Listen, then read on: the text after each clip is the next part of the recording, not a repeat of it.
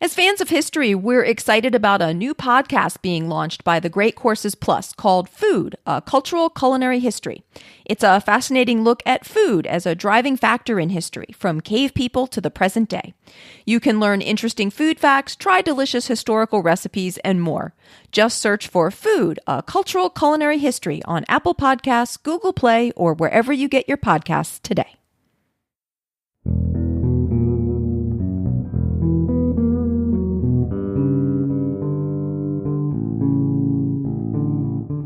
Welcome to the Futility Closet podcast, forgotten stories from the pages of history.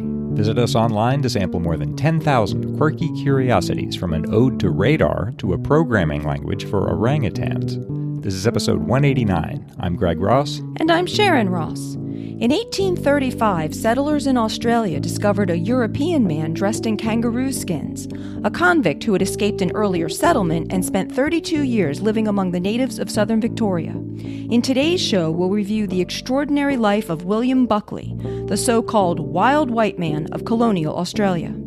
We'll also try to fend off scurvy and puzzle over some colorful letters.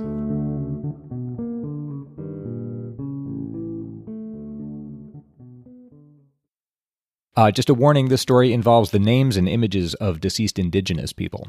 In 1835, the explorer John Batman landed in southeastern Australia to organize a new settlement in the wild country around Port Phillip Bay, near what today is Melbourne. Batman went back to Tasmania to get his family and some provisions, but he left behind 7 men to make a base camp. They were in the middle of doing this when a wild-looking man walked into their camp. He was strikingly tall, 6'6", had long hair and a beard, wore skins, and carried a spear. There were native people in the area, but this man looked European. Someone said he was well-proportioned with an erect military gait. He spoke no English, but when they asked who he was, he pointed to the letters WB tattooed on his arm. They offered him some bread, and when he handled it, he almost involuntarily said the word bread. Over the weeks that followed, as his language came back to him, he claimed to be a shipwrecked sailor, then admitted he was an escaped convict. In fact, he'd been one of the first settlers in Victoria, the only survivor of a settlement decades earlier that had failed. His name was William Buckley, and he had been presumed dead for 32 years. He'd been born in 1780 at Macclesfield in Cheshire, England, to parents who were humble farmers. At about 15, he was apprenticed to a bricklayer, but didn't like his master, and at about 19 decided instead to become a soldier. He enlisted in the Cheshire Militia, then into an infantry regiment of the British Army, in which he was wounded in the hand while fighting in Holland. His height made him a good soldier, but he fell into bad company and was eventually convicted for accepting a stolen bolt of cloth. His sentence was to be transported to Australia for life. This was in 1803. He was 21 years old. He arrived at Port Phillip on the Royal Navy ship Calcutta among 300 soldiers, settlers, and fellow convicts to create Victoria's first official European settlement. The land was beautiful and things looked promising at first, but the soil turned out to be barren and the water was brackish, and after a few months, most of the convicts were ready to desert the settlement. Buckley determined to escape and make his way to Sydney up the eastern coast. He told his biographer later, "The attempt was little short of madness, for there was before me the chances of being retaken and probable death, or other dreadful punishment, or again starvation in an unknown country inhabited by savages, with whose language and habits I was totally unacquainted." He and 5 other men stole a gun, some boots, and other items and made their way out of camp on December 27th, and that was the last that was heard of William Buckley for 32 years. He and his companions wandered around Port Phillip Bay, but were soon tired and hungry. Eventually they came upon the Calcutta, the ship that had brought them, and signaled it, hoping to give themselves up, but the ship didn't respond. His companions finally decided to go back to the camp, but Buckley was determined not to return, and they split up, and they took the gun. So now he was alone in an unfamiliar country with no protection and nowhere to go. He said afterward that he realized it was crazy to try to reach Sydney. Even if he'd made it, he'd be confined as a runaway and punished accordingly. As he wandered around the Bellarine Peninsula wondering what to do, he began to encounter natives. Generally, he would try to avoid them, and he found that they didn't pursue him. Eventually, he built a hut on the beach and stayed there for several months. One day, he spotted some natives on a promontory above him, armed with spears and looking down at him. He tried to hide, but they approached him peacefully and made signs to show that they wanted to examine his hut, and they did so. Then they made a fire, caught some fish, and shared it with him, giving him the first and best portion.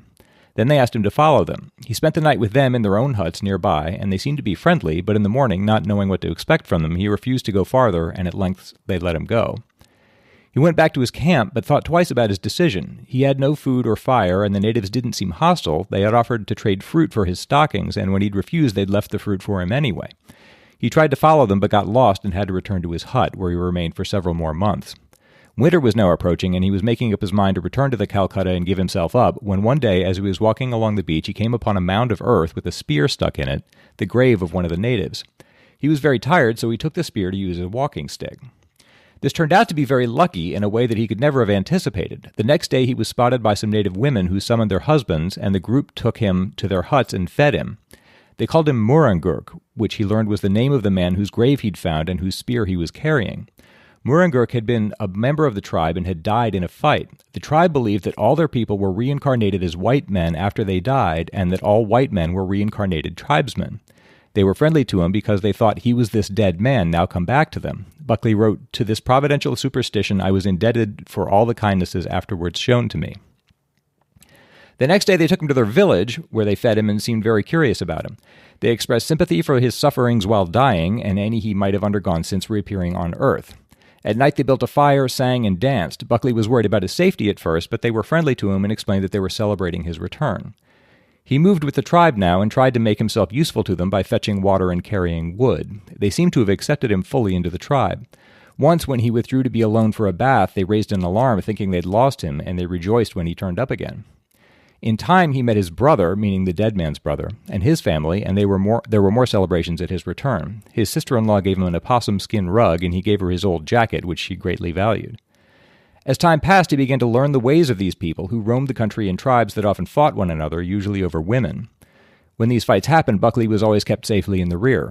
He was invited to join a kangaroo hunt and accepted, he said, "for I began to consider myself by compulsion a native and to take part in all their exercises." As he began to learn their language and customs, he still wondered about the future and how to escape someday from these people. He had quickly recovered his health and strength, since the tribe always gave him the best part of everything. They weren't surprised that he couldn't talk with them at first, since turning white had made him foolish, but they taught him patiently. He learned to throw spears and tomahawks, to skin kangaroos and opossums, to catch eels, and to spear fish by torchlight. He lost all sense of time. At one point, he said they remained at a lake, quote, "for many months, perhaps for a year or two." He said, "I knew nothing about it, in fact, except by the return of the seasons." At length he grew so accustomed to their life that he almost gave up the idea of leaving them. He said, "It is very wonderful, but not less strange than true. Almost entirely naked, enduring nearly every kind of privation, sleeping on the ground month after month, year after year, and deprived of all the decencies and comforts of life, still I lived on, only occasionally suffering from temporary indisposition. I look back now mentally to those times and think it perfectly miraculous how it could have been." I should mention that these quotations come from Buckley's autobiography, which was written for him by a Tasmanian newspaper editor named John Morgan near the end of his life. Buckley himself was illiterate. Most of what we know about Buckley comes from this book. Historically, there's been some debate as to how much faith we should put in it, but it's now thought to be fairly reliable. For many years, Buckley's life among the natives went on in this way, and he found himself getting more and more attached to them. In time, he became an expert in fishing and fluent in the Aboriginal language. When his brother-in-law and his wife and their son were killed in an especially savage fight, he wrote, "I should have been most brutally unfeeling had I not suffered the deepest mental anguish from the loss of these poor people, who had all along been so kind and good to me. I am not ashamed to say that for several hours my tears flowed in torrents, and that for a long time I wept unceasingly." He wrote later, "I had now passed so many years in this sort of way, more I should think than 25, and had got so much accustomed to this kind of life as to have forgotten the use of my own language, and began to be careless about everything civilized, fancying I could never return to a better kind of existence or to the intercourse of any other society than that of the tribes if I was again forced into communication with them." The natives had told him long before that the ship that had brought him had left the bay and that the settlement it had founded had been abandoned. He did keep an eye out for other ships that might pass by, but he saw none. He said, "Although so desolately placed, I, for a long time, fancied myself comparatively happy, and that I could gladly have ended my days there. If I had had books, they would have been totally useless, having forgotten all the little knowledge I had learned in my early days. Therefore I could only seek my food, eat, drink, and sleep. But how I could have passed so long a time in such a way is to me now a matter of bewildering astonishment."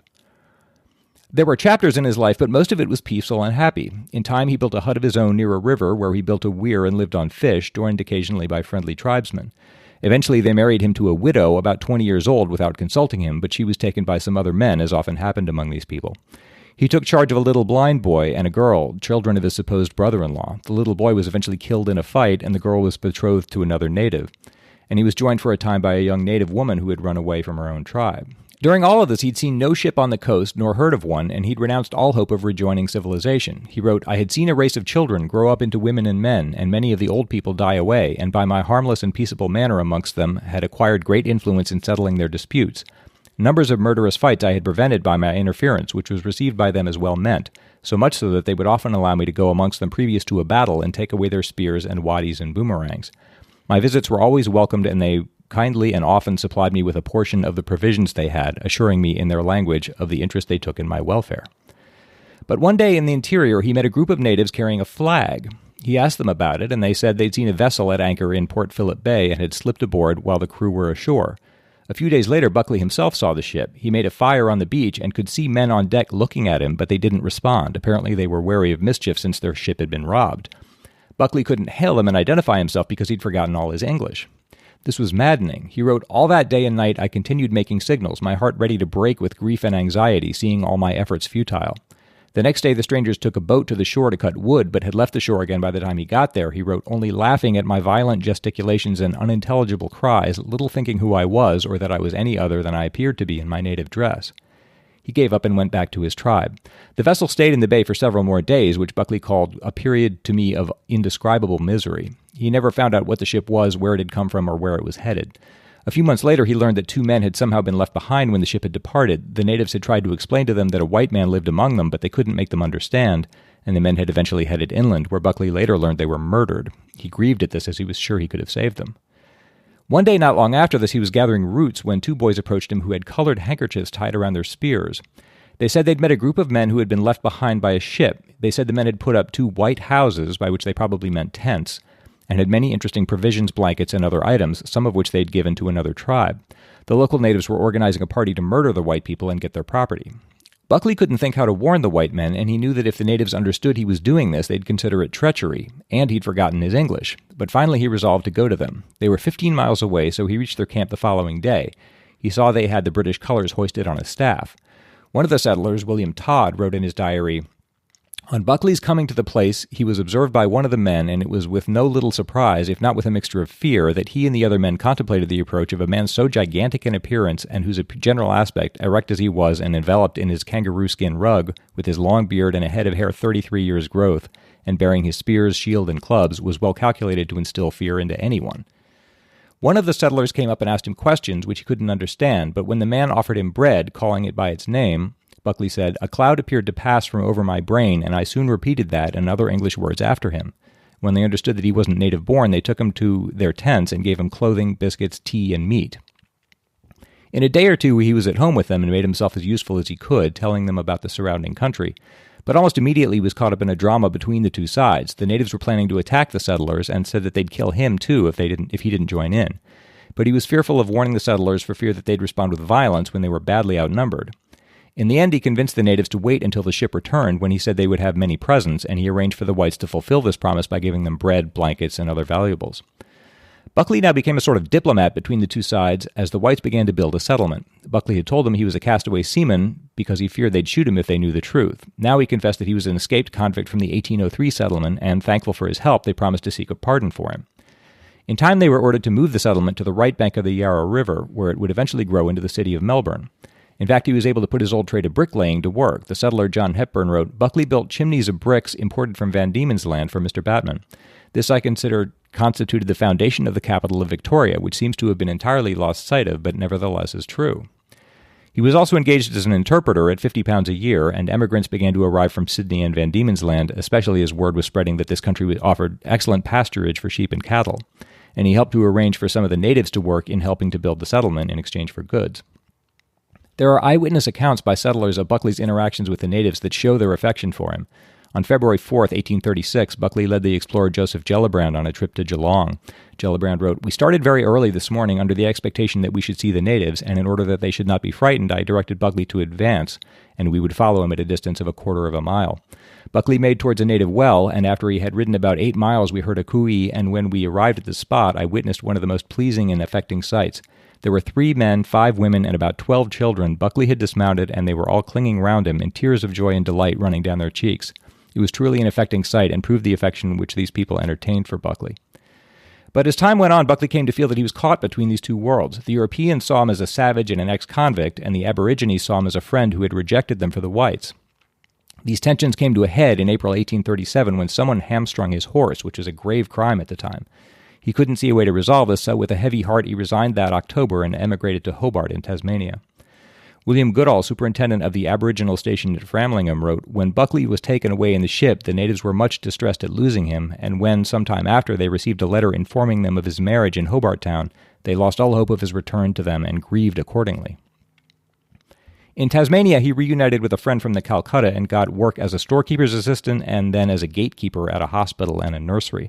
He retired in 1850 and got by on some modest pensions and eventually told his story to John Morgan, who published it in 1852.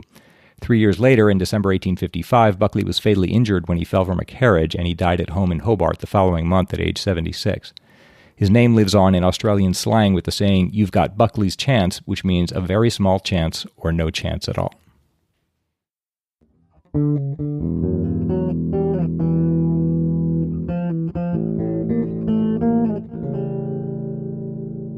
In the last two episodes, we covered the follow-up to the main story from episode 182. But we also had some follow-up from that episode on the story of how Christian Ekman, with the help of some chickens, helped discover that beriberi was caused by a vitamin B1 deficiency. Shane Bell wrote, "The Wikipedia article on Takaki Kanehiro glances over a lot of the difficulty of getting the Japanese Navy to accept that beriberi was not caused by bacterial infection, but it's a pretty cool story. Basically, around the turn of the century in Japan, it was fashionable to eat polished white rice, and much of the Japanese Navy suffered from beriberi." This did turn out to be a rather interesting story. In the 1880s, around the same time that Ekman was puzzling over his sick chickens in Indonesia, Japanese naval physician Takaki Kanehiro was trying to solve the pressing problem of beriberi in Japan, as 1/3 of the Navy was suffering from this serious and potentially deadly disease. Similar to Ekman, Takaki eventually narrowed in on diet as the most likely factor, although unlike Ekman, who took many years to give up his belief that bacteria were somehow the culprit, Takaki more quickly realized that there was likely some nutritional deficiency at work. Unfortunately, he had to battle the prevailing bacteriological beliefs of others in the Japanese medical community, and it took some work for him to finally convince the Navy to at least try his recommendation of a different diet. Cost was an issue here, as the Navy didn't see the point of spending so much money on the more expensive foods Takaki was proposing, as well as opposition by those who didn't actually want to change their primarily rice diets. But after a rather fraught voyage in 1883, in which 169 sailors out of a 376-member crew were sickened with beriberi, the Navy agreed to a trial of the new diet. Another ship would sail the same route as the last one during the same time of year, only this time with the new rations that Takaki had fought for. This was all actually quite a gamble for him, with his reputation and good name on the line, and he had many sleepless nights while waiting to hear the fate of the second crew. As it turned out, he was quite vindicated. Accounts vary slightly, but it seems that only about 14 sailors in this new crew of 333 developed beriberi, and they were those who had refused to eat the new foods. So the Navy was pretty convinced, adopted the new diet, and practically eliminated beriberi within a few years. Unfortunately, the Japanese army persisted in its belief that beriberi represented an infectious disease, and was not quite as quick to replace its rations. During the Russo-Japanese War of 1904 and 1905, more than 250,000 soldiers were hospitalized with beriberi before the army decided to follow the Navy's example. An article in the Journal of Nutrition notes that although Takaki had not managed to discover vitamins, he was the first person to produce actual evidence that suggested their existence, well before Ekman and the other Europeans whose combined efforts led to the discovery of vitamins in general and B1 in particular.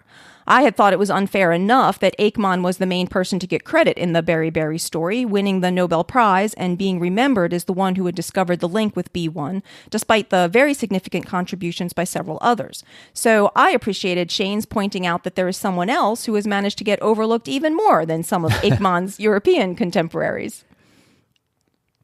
Jason Bukata and Tom Stewart both sent us a link to a very interesting story about another nutrition-related disease. Tom said, "Hello, podcats and pod feline. I was struck by your discussion of the difficulties in breaking out of established ways of thinking in your discussion of the discovery of vitamin B-related deficiency diseases. There is another slightly older example of this related to vitamin C and scurvy, beautifully written up here. I took so much away from this article, not just the difficulty in thinking in new ways and how easily hard-won knowledge can be lost, but also the terror scurvy must have put in the hearts of sailors without the knowledge of its cause. Thanks so much for all your work on the podcast. Interestingly, the very well-written article by Maciej Segłowski that Jason and Tom referenced was inspired by the author's rereading The Worst Journey in the World, the book that had inspired Greg's story in episode 173 about Robert Falcon Scott's second Antarctic expedition and the struggle to acquire penguin eggs. Scurvy is a potentially fatal disease that has likely afflicted humans sporadically throughout all of history, with the first written accounts of it dating back to 1500 BCE in Egypt. But scurvy became a truly pernicious problem for sailors when maritime voyages started getting increasingly long. Vasco da Gama, for example, lost 2/3 of his crew to scurvy in 1499, and Magellan lost more than 80% of his in 1520. And this is because humans are one of a small group of animals that need to get vitamin C from food, rather than being able to synthesize it themselves. Many fresh foods contain at least some vitamin C, but the nutrient breaks down quickly from light, heat, or air, and so is lacking in most preserved foods that have been cooked or dried. Copper speeds up its destruction even more, which would have further increased the susceptibility of sailors who often used copper cooking containers. Segłowski notes that he'd been taught that scurvy had been finally conquered in 1747, when Scottish physician James Lind had proved in one of the first controlled medical experiments that citrus fruit was able to cure the disease. So he was confused to read that scurvy was a significant problem in Scott's 1911 expedition, with the expedition doctors clearly quite ignorant of what caused scurvy or how to treat it. Segłowski says, somehow a highly trained group of scientists at the start of the 20th century knew less about scurvy than the average sea captain in Napoleonic times. Scurvy had gone from being understood as a dietary deficiency to suddenly seeming to be a rather unpredictable disease. Although Lind had clearly demonstrated the citrus cure for scurvy in the mid-18th century, it took more than 40 years of experiments, analysis, and politics for the British Royal Navy to implement his findings, and it wasn't until 1795 that they started requiring that sailors be provided with lemon juice. The effect was pretty significant. In 1780, there had been 1,456 scurvy cases admitted to the Hassler Naval Hospital. From 1806 to 1810, there were 2. So pretty significant difference. Pretty good. Unfortunately, in the 1860s, the British Admiralty began replacing the lemon juice they'd been using with a much less effective lime juice. As had been the case with beriberi, there was no clear understanding of what the nature of scurvy was. Even after citrus was shown to be effective, lacking an understanding of even the concept of vitamins, it was widely thought that it was the acidity that was the significant factor. So replacing Mediterranean lemons with an even more acidic Caribbean lime seemed like a good idea, even beyond the political motivation of wanting to purchase from British colonies. Unfortunately, these limes contained much less vitamin C, and after spending periods of time in tanks open to the air and then being pumped through copper tubing, the juice probably lacked any of the vitamin at all. It's interesting that they work out what works long before they understand why it works, you know? Well, I guess that makes sense. You don't know even where to look until you find something that does work. Yeah. After switching to the limes, what this meant was that scurvy again became a significant problem. George Nares's Arctic expedition in 1875 was a disaster after scurvy struck many in the party, despite the use of the lime juice. Segłowski notes that the very ubiquity of vitamin C made it harder to understand. Various foods seemed to help with scurvy, with no clear pattern among them. Even fresh meat, particularly organ meat, contains enough vitamin C to beat the disease, further confusing the association of scurvy with the lack of fresh greens. Segłowski says, unless you already understand and believe in the vitamin model of nutrition, the notion of a trace substance that exists in both fresh limes and bear kidneys, but is absent from a cask of lime juice because you happen to prepare it in a copper vessel, begins to sound pretty contrived. Quite a list of causes and treatments of scurvies were proposed over the centuries, but after the new bacteria model of illness began to take hold, the ptomaine theory of scurvy was born. Ptomaine was thought to be a noxious waste product of bacteria, and it was thought that ptomaine poisoning could occur from poorly preserved meats, possibly exacerbated by certain environmental factors such as darkness or intense exertion. Citrus juice prevented scurvy, it was thought, because its acidity either denatured the ptomaines or killed the bacteria that produced them. So this was the thinking about scurvy that guided Scott's preparations for his Antarctic expeditions, which explains why the disease struck despite all of his careful attempts to prevent it. Interestingly, the discovery of vitamin C and its role in scurvy ties back to beriberi. 2 Norwegian physicians studying beriberi serendipitously chose guinea pigs to experiment on. Guinea pigs are another species that don't produce their own vitamin C but require it in their diet. So while trying to induce beriberi in guinea pigs in 1907, Axel Holst and Theodore Froelich accidentally produced scurvy. And finding this animal model to experiment on was a turning point in the study of the disease, especially after Kazimierz Funk developed the concept of vitamins in 1912. And incidentally, I had briefly mentioned the contribution of guinea pigs to the discovery of vitamin C in episode 106 in my discussion of the animals and their ill-fitting name. Overall, as Tom said, one of the lessons of the history of scurvy is how easily hard-won knowledge can be lost. Or, as Sagłowski put it, we tend to think that knowledge, once acquired, is something permanent. Instead, even holding on to it requires constant, careful effort. Thanks so much to everyone who writes into us. We're always sorry that we can't use all the email we get on the show, but we really appreciate getting so much interesting email from our super interesting listeners. So if you have anything of interest that you'd like to send, please send it to podcast@futilitycloset.com.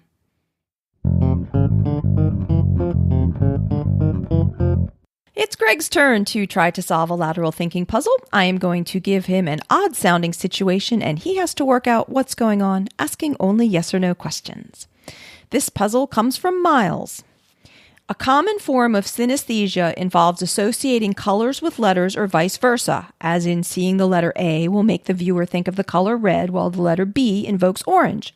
Because there are so many possible combinations of colors and letters, the odds of 2 people having the same color-letter combinations for the whole alphabet should be extremely unlikely. However, researchers were surprised to discover that a large group of people have very similar color and letter associations. Why? That's really interesting. Yeah, there's a specific reason for it. I think there's a tangent. I think that happens in music. Like if you have synesthesia for music, like you hear a E major is associated with a green or something consistently from person to person. I might be wrong about that. But that always fascinated me. Like, why on earth should that be? Okay, so consistently across people, they associate certain letters with the same colors. Yes, and they were thinking that wouldn't happen randomly. No. That people would have, one person's A would be red and another person's would be green. But they found a group of people that have a lot of overlap. And there is a very specific reason that they were able to trace it to. Within a certain group of people, though. Yes. Who have some similar past experience, I guess? Yes. As children? Yes. You're doing great. Is it something to do with a shared resource that they all used in learning to read or learning the letters? I would say yes. That's just popped into my head. So it's either television or some book or something that's very influential. No. Neither of those. Neither of those, but something along those lines, yes. What do kids use? Like, they still use alphabet blocks? Probably not. Something along those lines. A toy? So, yeah, kind of like a toy. I'm sure you've seen these, if you can think. Okay, but just to close the loop there. Yeah. All these people as children used the same. They did. Where, say, A was always red. Yes. And somehow that got imprinted on them. Yes. That's very interesting right there. So what remains is I have to figure out what it was. You say it's a toy of some kind, but not alphabet blocks. Not alphabet blocks, but it was of the alphabet. I don't know if you're going to think of this or not. I know you've seen them. I'm sure I have. There's so many ways to teach kids the letters. I'm just trying to go through them all. Maybe I should just tell you because you've got the gist of it. Yeah, I think that's the basic idea. It was the Fisher-Price refrigerator magnet set. Oh, yeah. Miles says Fisher-Price sold an extremely popular set of refrigerator magnets in America from 1971 to 1990. This set consisted of the alphabet and was designed to help kids learn to read. Each letter of the alphabet was a different bright color, and all sets were identical. Adult synesthetes who were kids in the U.S. when these magnets were popular are more likely to have color letter associations that mirror those of the alphabet magnets. What does that mean? Well, Miles included a link to an article on discovermagazine.com, so I was reading that because I was wondering what that means too. And they say that they're not saying that playing with the colored letters leads to the development of synesthesia or that synesthesia is learned. They just think that their research suggests that the people who are predisposed to the condition are incorporating cues from their environment that happen to shape their individual letter color pairings. But what they found was that more than 6% of American synesthetes have color associations that match a particular one of those magnet sets. And the proportion is even higher for those born during the toy's peak popularity from 1975 to 1980, which is 15% of that cohort of synesthetes have those specific. And you have to imagine that not all kids, played with those magnets. So that's a pretty high proportion, 15% of them, because given all the different letter color combinations there could be, the odds for that would be pretty rare. I wonder how they even figured that out, like even thought to look at that. Maybe there's something in their past that they all had in common. Yeah, I don't know. I think it was that they noted that different synesthetes were showing some overlap. Yeah, and they were looking into what it was, and it turned out that it matched these Fisher-Price magnets. That's really interesting. So thanks so much to Miles for that very interesting and completely non-fatal puzzle. Yay! And if you have a puzzle you'd like to send in for us to try, please send it to podcast@futilitycloset.com. Futility Closet is supported primarily by our incredible listeners. We just wouldn't be able to commit to the amount of time that the show takes to make if it weren't for the donations and pledges we get. If you'd like to contribute to the celebration of the quirky and the curious that is Futility Closet, you can find a donate button in the support us section of the website at futilitycloset.com. Or you can join our Patreon campaign where you'll get extra discussions on some of the stories, more lateral thinking puzzles, and updates on Sasha, our hard-working mascot. You can find our Patreon page at patreon.com/futilitycloset or see the website for the link. If you have any questions or comments for any of us podcats, you can email us at podcast@futilitycloset.com. Our music was written and performed by the awe-inspiring Doug Ross. Thanks for listening, and we'll talk to you next week.